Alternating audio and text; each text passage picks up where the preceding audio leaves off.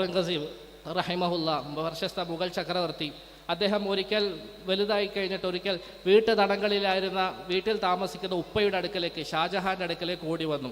എന്നിട്ട് ഉപ്പാനോട് പറഞ്ഞു, ഉപ്പ ഇന്ന് എൻ്റെ മോൻ ഹാഫിളായി കേട്ടോ, ഇന്ന് പ്രത്യേക സന്തോഷ ദിവസമാണ്. എന്താ? എൻ്റെ മകൻ, ഔറംഗസീബ് ഉപ്പാനോട് പറയാ, എൻ്റെ മകൻ ഇന്ന് ഹാഫിളായി, കൊട്ടാരം മുഴുവൻ സന്തോഷിക്കുകയാണ്, ആഹ്ലാദിക്കുകയാണ്. പക്ഷേ ഈ സന്തോഷ വാർത്ത അറിയിച്ചിട്ടും ഷാജഹാന് പ്രത്യേകിച്ച് ഭാവവ്യത്യാസമൊന്നുമില്ല.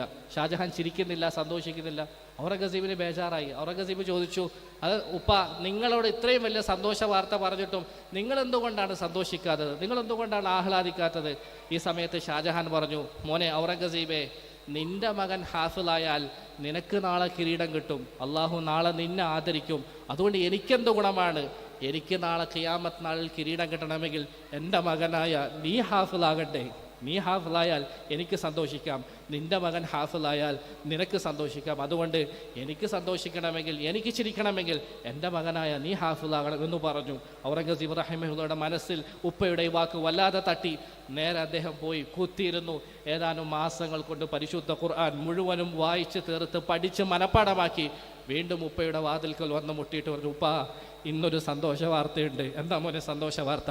അങ്ങയുടെ മകൻ ഈ ഔറംഗസീബ് ഇന്ന് ഹാഫിളായി ഉപ്പ. ഉപ്പക്കന്ന് ഭയങ്കര സന്തോഷമായി. ഉപ്പ കെട്ടിപ്പിടിച്ചു, വാഞ്ഞാഞ്ഞു മുത്തം നൽകി. എന്നിട്ട് പറഞ്ഞു, മകനെ, ഇന്നെനിക്ക് സന്തോഷിക്കാനുള്ള അവകാശമുണ്ട്, അർഹതയുണ്ട്. കാരണം നിന്നെ കൊണ്ട് ഞാൻ നാളെ ഖിയാമത്ത് നാളിൽ ആരോരും സഹായിക്കാനില്ലാത്ത നേരത്ത് അള്ളാഹു സുബ്ഹാനഹു വ തആല എന്നെ ആദരിക്കും, ബഹുമാനിക്കും. ഇന്ന് നിന്നെ കൊണ്ട് എനിക്ക് ഉപകാരമുണ്ട് എന്ന് അദ്ദേഹം പറയുകയുണ്ടായി. സാധാരണ ഇംഗ്ലീഷുകാർ പറയാറുണ്ട്, ഒന്നെങ്കിൽ നമുക്ക് കിങ് ആകാൻ സാധിക്കണം, അതല്ലെങ്കിൽ ഏറ്റവും ചുരുങ്ങിയത് ഒരു കിങ് മേക്കറെങ്കിലും ആകണമെന്നാണ്.